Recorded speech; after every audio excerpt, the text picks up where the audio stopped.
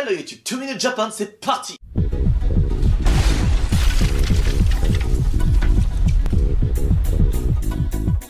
C'est le printemps, l'amour, les petits oiseaux. Oui, ceci est un stéréotype. Les animés sont bourrés de stéréotypes, que ce soit par genre de manga ou catégorie de personnages. Que ce soit le délégué de classe sévère, le beau gosse aimé de tous, la grosse brute qui martyrise tout le monde. La réalité influence la fiction et inversement. Mais oui, c'est clair. Le mangaka s'inspire de la société actuelle et de son passé propre, mais les mangas inspirent aussi ses lecteurs. Ouais. Les thèmes souvent traités dans les mangas renferment une multitude de stéréotypes, et surtout concernant l'amour.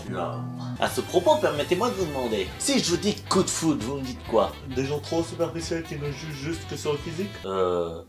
Dans tous les cas, c'est exactement le thème de l'anime que je veux vous présenter aujourd'hui. Oh les Monogatari, mon histoire. C'est l'histoire de Goda Takeo, qui est l'incarnation du mâle alpha, le modèle de l'homme fort, et courageux, et accompagné de son pote Suna le beau gosse. Les deux personnages forment l'incarnation de l'idéal masculin, que ce soit vu par les hommes, Takeo, ou vu par les femmes, Tsunakawa. L'histoire commence alors que Tsunakawa fout un râteau, genre le vrai râteau, à une fille que Takeo aimait depuis le collège. Après ça, Takeo et Suna rentrent, et en chemin, Takeo sauve une jeune fille, Yamato Rinko, qui se faisait tripoter les fesses dans le train. C'est ainsi que le coup de foudre va avoir lieu. Ce qui est bien avec cet animé, c'est qu'il prend des codes, des clichés de personnages, et va les détourner subtilement pour faire évoluer ces personnages. La rencontre entre Takeo, Suna et Rinko va bouleverser les stéréotypes mis en place par l'histoire, et tout ça avec beaucoup d'humour. C'est une histoire d'amour, certes, mais en regardant un peu plus près, on peut voir que ce n'est pas l'histoire d'amour cliché nian.